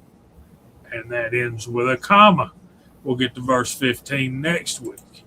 So verse 13 says, "No one has ascended unto heaven, but he who came down from heaven, that is the Son of Man who is in heaven." Y'all know I like to share John MacArthur and David Guzik's notes with you. John MacArthur says there that this verse contradicts other religious systems' claims to special revelation from God. Jesus insisted that no one has ascended to heaven in such a way as to return and talk about heavenly things. And he references 2 Corinthians 12, verses 1 through 4. Only he, with a capital H, had his permanent abode in heaven prior to his incarnation, and therefore only he has the true knowledge regarding heavenly wisdom. And he references there Proverbs chapter 30, verse 4. So now I can think of a couple of biblical characters who ascended to heaven. The first two that pops into my mind is Enoch and Elijah. And if you did a Google search about and just ask what prophet ascended to heaven, and the first thing you're going to see is Muhammad. So the Muslims believe that Not Elijah. that Muhammad also, but Enoch and Elijah in Scripture ascended to heaven. MacArthur's note here, he insists that no one has gone to heaven and came back to tell us about it, except for Jesus, who eternally lives in heaven, except for the time of his incarnation. No one is more qualified to educate us on heavenly things than him. And if you remember from verse 12, which we just reviewed, that's exactly what Jesus is addressing here. This verse has always confused me, and the next one has as well. So David Guzik there says that when the Bible says no one has ascended to heaven but he who came down from heaven, he remarks that Jesus makes it clear that he can speak authoritatively about things in heaven, though no one else can. And that's Guzik is quoting Morris, another commentator. Now, these notes here from Guzik are not his own. He cites 3 different Bible commentators in this section. He also quotes Dodds there, who says, in short, we have here the basis in Christ's own words of the statement in the prologue that the Word was in the beginning with God and became flesh to be a light of men. So died there is referring back to chapter 1, verses 1 through 4 of John's Gospel. He also quotes Clark there with an E. He says, no one has ascended to heaven.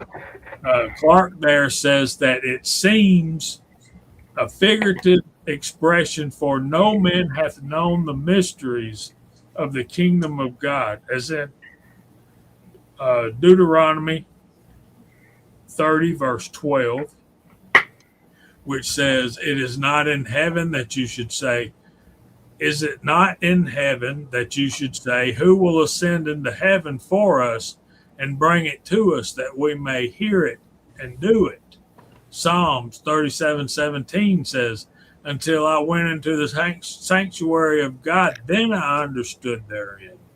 Proverbs chapter 30, verse 4 said this, and this is my favorite. Who has ascended into heaven or descended? Who has gathered the wind in his fist?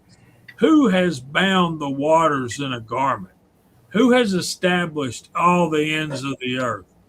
What is his name? And what is his son's name, if you know? Well, I know, and that name is Jesus. Romans 11:34, which is quoted from the Old Testament. Paul writes, who has known the mind of the Lord, or who has become his counselor? Nobody. Clark continues there, and the expression is founded upon this general received maxim, that to be perfectly acquainted with the concerns of a place, it is necessary for a person to be on the spot.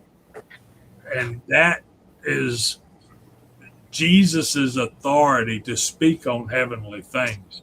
He lived there. He knows. That is his permanent abode, only interrupted by the time of his incarnation, his perfect and sinless life on heaven, his crucifixion and resurrection, and 40 days later, his ascension back to the right hand of God.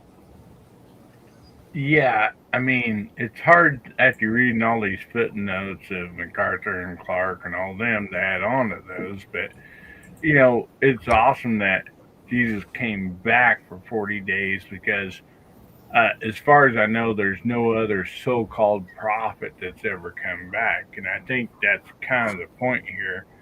And I could be wrong. I mean, if you know they were a prophet and they went to their heaven, but they weren't able to come back, and for 40 days, he showed himself to his disciples and other people, and I think that's the powerful message there.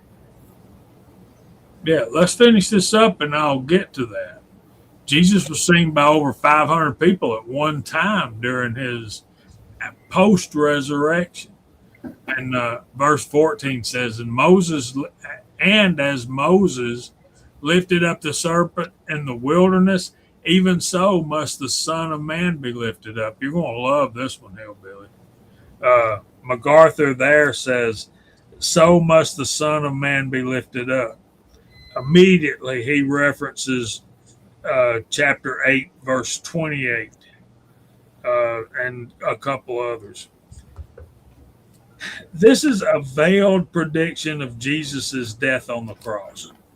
Jesus referred to the story of Numbers 21, 5 through 9, where the Israelite people who looked at the serpent lifted up by Moses were healed. The point of this illustration or analogy is in the lifted up, quote unquote.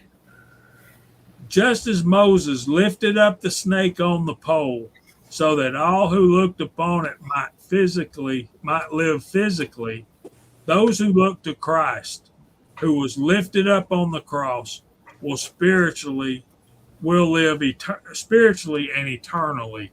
Let's do something right here if I may be so bold. And this is going to take a minute or two, guys. Let's look at Numbers 21, verses 4 through 9, where it says, then, starting verse 4, and this is Numbers 21, then they journeyed from Mount Hor by the way of the Red Sea to go around the land of Edom. And the soul of the people became very discouraged on the way. And the people spoke against God and against Moses. Why have you brought us up out of Egypt to die in the wilderness? For there is no food and no water, and our soul loathes this worthless bread. They were talking about the manna from heaven. Verse 6 there. So the Lord set fiery serpents among the people, and they bit the people, and many of the people of Israel died. Therefore the people came to Moses and said, we have sinned, for we have spoken against the Lord and against you. Pray to the Lord that he may take away the serpents from us. So Moses prayed for the people. Verse 8, then the Lord said to Moses, make a fiery serpent and set it on a pole. And it shall be that everyone who is bitten, when he looks at it, shall live. Verse 9, so Moses made a bronze serpent, put it on a pole, and so it was. If a serpent had bitten anyone, when he looked at the bronze serpent, he lived. So MacArthur's note there is absolutely fabulous. The lifting up first brought physical salvation for the people, for the Israelites in the desert. Ultimately, Jesus' lifting up on the cross brings spiritual salvation for every soul who believes. Eternal life with God in heaven is what Jesus offers every one of us. And one of the things I like to say, and I know it's probably not very popular, but I say hell is hot and eternity is a long time. Yeah, yes, sir. When we get to Guzik's notes there,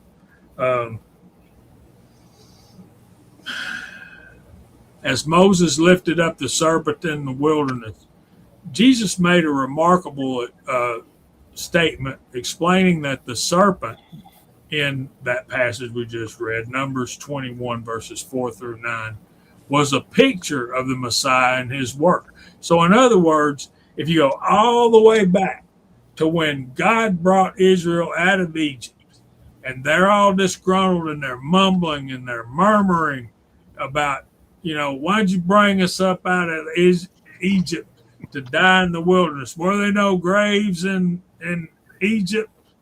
Anyway, that's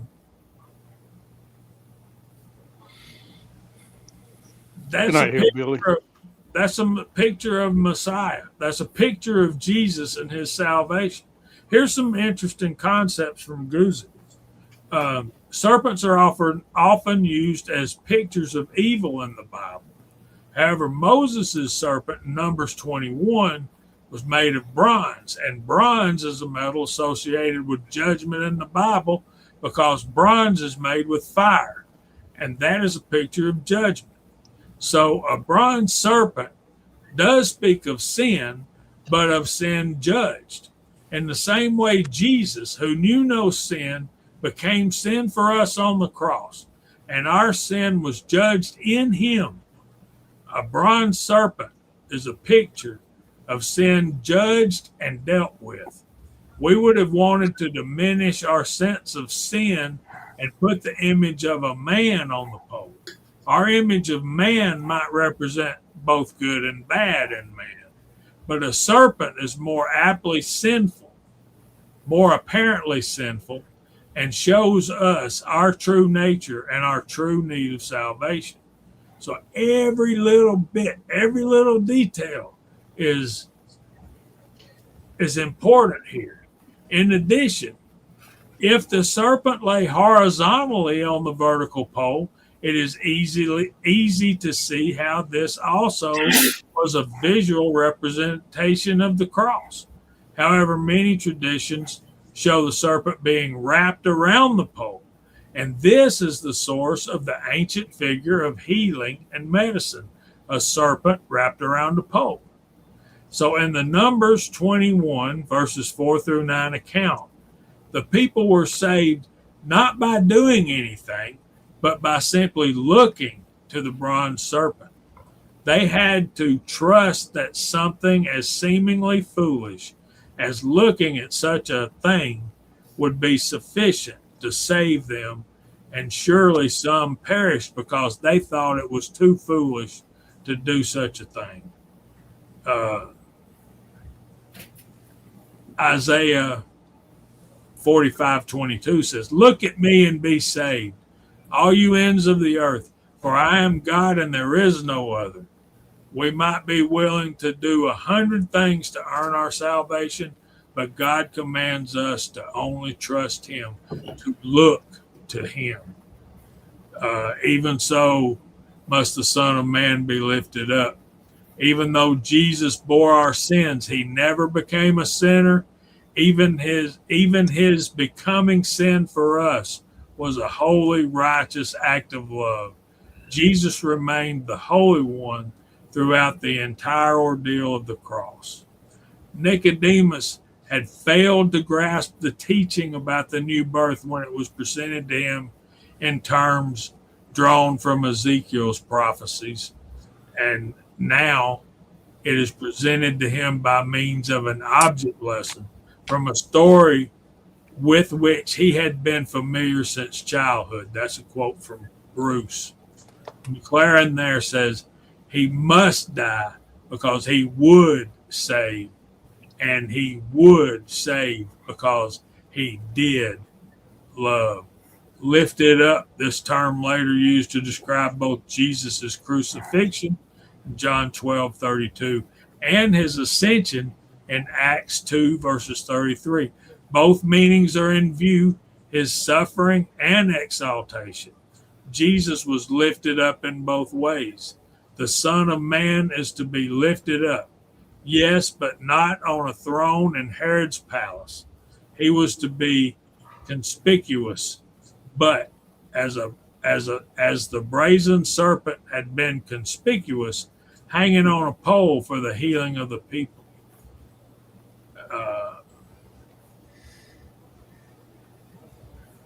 So remember that Nicodemus is the teacher of Israel. He would have been very familiar with the story of Numbers 21. These verses have always made me wonder, and our notes from the commentators have made these two verses a lot clearer for me, and we hope we've helped make these verses much more understandable to you guys. And that's our verse of the week. Questions or comments? Did we lose Hillbilly? He had to leave. He had to duck out. Dang. All right, go ahead, Walter. So here's my take. As usual, it's a little different perspective, I guess. I don't know. And you guys know me. I read the scripture and I try to bring it into my modern life, which I think is the intent of having the Bible in your house in the first place. You know, I don't want to go back and read any of this stuff and you know, be back in the day. I want to say, what's this mean to me? So here's Jesus, and he's talking to these guys, and he's saying, hey, you know, I'm telling you folks what's happening right in front of your eyes down here on earth. I'm telling you, you know, I'm not out here talking about this stuff to elevate myself. I'm already elevated. I don't need you to elevate me. I'm not trying to toot my own horn here, but I'm talking about stuff that happens right here on earth, and you don't believe me when I tell you that. So how do you think you're going to believe what goes on in heaven, and yet you say you're going to be leaders of your group? And you can't do both of those. You can't disbelieve me and then lead your people. You know, and he says further, he says, And here's Moses, and he lifts up a snake, and you guys are reluctant to lift up men. Come on, what? Get real, you guys. And I think that to a certain extent that Jesus may have been getting a little bit exasperated at this point with the folks being so timid or reluctant to listen to what he has to say. He's having to work really hard to express his thoughts and to get this point across. He says, and Moses lifts up the snake, and the snake's going there and saying, you guys don't want to go? Come on. It's not that hard. All you got to do is believe, and you got to follow the word, and you're going to get to go too. And later on in John, and I think, Jamie, you might have referred to this, I don't know. Remember the story about the adulteress? When the scribes and the Pharisees bring this woman to Jesus, and say, okay, well, what about this woman? What are you going to do with her? We caught her in the act. The act. Can you imagine how that would have played out today? This was a despisable woman. Did Jesus despise her? No, he's ready to lift her up too. And so the point to me is, hey, if he can forgive this woman and say, just don't do it again and follow the word, you're good to go. Then you guys right here, right now, you can do it too. So it's an uplifting section of the Bible for me when he's talking to these folks. Here's two concepts I want you to think about. Number one, Jesus is predicting his own death, which is coming fairly soon. We're not there yet, but I've always looked at this as Jesus predicting his own death, and it is. And I think you said that Jesus was becoming aspirated. I think one of the reasons he's becoming aspirated is, remember back in verse 1 where we learned that Nicodemus was the teacher of Israel? Yep. I think it's very important for Jesus to get into Nicodemus's mind what he's trying to get across. And he's becoming aspirated because the teacher of Israel is not grasping his thoughts. Yep, exactly. Think of the difference it's going to make for the nation of Israel if one of their main teachers actually grasped that Jesus is Messiah. And I don't think Nicodemus fully got it until his crucifixion. Yeah. But that's an important saga, and like I said, I think that Jesus is struggling here, trying to get Nicodemus to see and to understand what he's saying. And for whatever reason, Nicodemus is having trouble getting it. It's not sinking into him at first here. And so Jesus keeps coming back and saying, hey, listen to me, man. Come on, I'm not out here to toot my own horn. That's not doing me any particular, good to come down here and preach this stuff. I want you to get it and to understand so that you can help the rest of your people get it and understand. Yeah. I'll say two things. I'm glad he forgave that woman. And I read that years ago, and I'm glad he forgave that woman because I was probably worse than her. And if he can forgive her, he can forgive me. Absolutely. And we all were, at one point or right. another. The second thing is, if Jesus came down today and appeared before you in a modern form, just say a 30-something and Birkenstock sandals and a tie-dye Probably wearing t-shirt. rock. Oh, well, yeah, and said, "Hey, I'm the son of God." How would he be received today?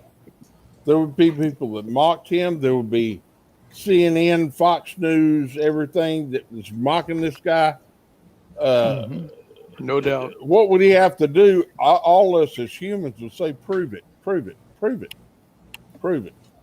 You know, and Jesus' whole thing is, "I ain't got to prove anything."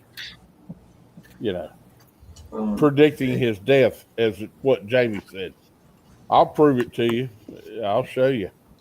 You know, and he did. Well, for one thing, he ain't going to hang on a cross again.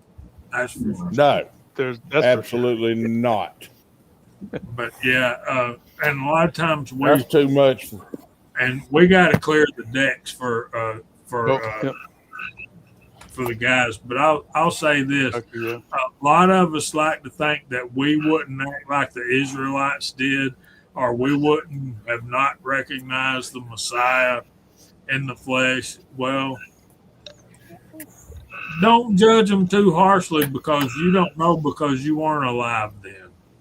And with that, we'll start going through the room. We got 3 minutes. Walter, what you got coming up this week, my brother?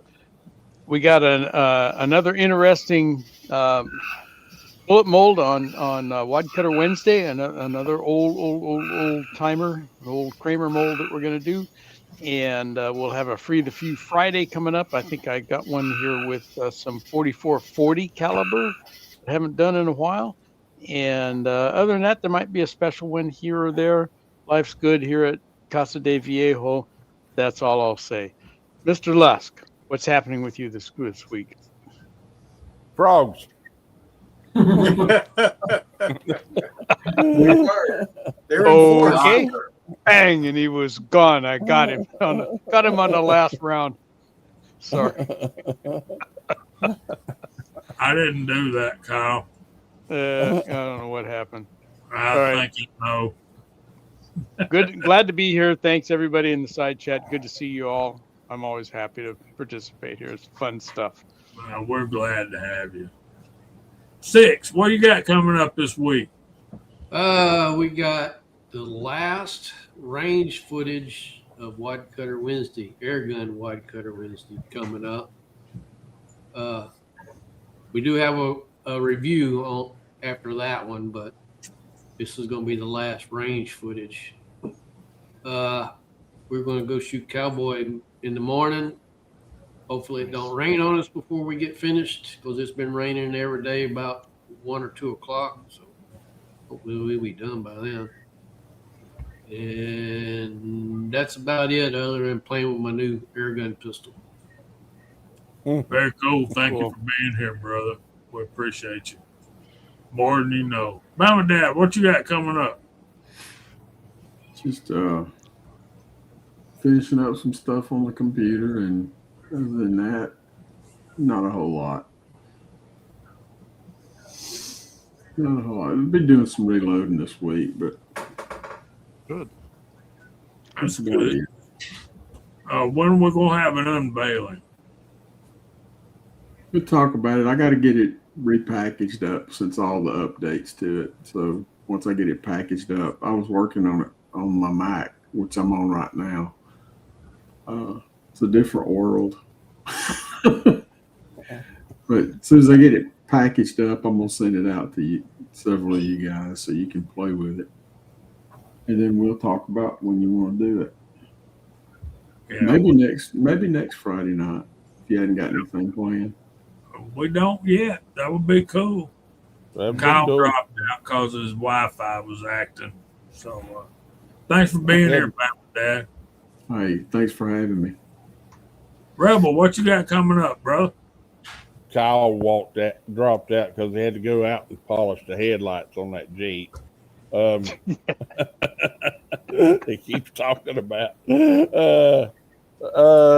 nothing. Still, my load development for the little triple deuce has gone real slow because, to be honest with you, for those that haven't seen me in the last little while, I've got a little 4-wheeler, a little 250 4-wheeler. Instead of going down the steps to the basement to the reloading room, I ride it down to the basement door and then go in, limp in, and then do my reloading. I can't negotiate steps right now. It's real tough. I have good days and bad days. Today was a real bad one. And I got to find a sweet spot as far as seating depth. And people are like, you're shooting a half inch or 3/4 of an inch. What do you, well, I can do better. It's always that strive, and until you prove me wrong, trying different bullets, different things, same as Walter does with a handgun. It's like a good bourbon. You savor it and you savor it and you savor it and you savor it, and then when you reach that point to where it's as good as it's going to be, you go, all right, next challenge, and move on. Walter, I can't say enough how many times I said it when Jamie and CW were here. I wish Walter could fly out here. I would so love his company. I'd love to shoot with him. That would have just been the icing on the cake. Mac Man being here was pretty cool. Him and his wife. To meet him was neat. To hear that Welsh accent, and he walked out. One funny note: he walked out. I was standing outside, and he walked out. And I was standing next to my boat, and Mac Man walks out and he goes, "What is that noise?" I went, "What noise?" He said, "The noise in the trees." I said, "Oh, those are cicadas. Are they frogs?" I said, "No, they're bugs." Like that. And he went, "They're bugs?" I said, "Hang on a second. Hang on. Just give me a minute." And about that time, a spring peeper lit off. I said, "That's a frog. Those are bugs." And he went, "They're deafening." And I went, "Oh, you ain't heard it. You ain't heard it on a good hatch, buddy." So, anyway, Scotsman, to you. Just good to see everyone out there. Appreciate everyone jumping in, hanging out with us. Always good to be here when I can be here. And again, Walter, don't feel bad, brother. I'm in the same realm you are. I've been there for a while, so don't feel bad. I don't wear them where they're seen. Usually they're under another shirt. But it is what it is, man. You got to do what Modesty you is got to a do. thing. You got to do what you got to do, and I don't care, man. I mean, hell, at this point, it's summer. If I'm out there in the freaking kilt and you see me with the suspenders on, whatever. I don't care. I really don't care. I like wearing them when I wear my cowboy outfits. I mean, like y'all say, it freeze up down there. If you're dumb enough to come up to a Scotsman wearing a frickin' kilt and suspenders and start saying some BS, then you are one dumb SOB. That's all I gotta tell you. Just have a road going. Other than that, again, great seeing everybody. Appreciate y'all being here. Y'all stay safe, stay vigilant. CW, what you got going on, brother? I got 3 videos coming next week. I got a new lead launcher that most of the guys that went to North Carolina got to see and shoot. And then I got a big thank you to one of our viewers, sent me some stuff. And then I got a new scope at the end of the week. So three different kinds of videos out of me. So that's about it. Good to see all you people. Good to see a couple new faces and a couple old friends stopping by. Mm-hmm. And hope everybody has a great week. We'll see you all next week. I want to thank all you guys on the panel for being here, all the ways you help us and bless us, and all you guys in the side chat. If it weren't for you guys feeding us with ideas and questions, we'd just we just have a Google Meets and not broadcast it. But you guys are the reason we do what we do. And I'm hoping to get at least one video out, hopefully 2 next week from our trip in North Carolina, maybe one on the trip to Savannah, but it would probably just be a slideshow kind of thing. But I've got some 30-30 test rounds I shot up there, and hopefully we can get that video out. And I got an email earlier today that CW posted 10 videos on Rumble this week. So I'm going to be busy all weekend just trying to watch my brother's stuff. Well, and with that, we'll leave you with this. The Lord bless you and keep you. The Lord make his face shine upon you and be gracious to you. The Lord lift up his countenance upon you and give you peace. We love you and ain't nothing you can do about it. And if the Lord is willing, we'll see y'all next Friday night at 8 o'clock. Say good night, y'all.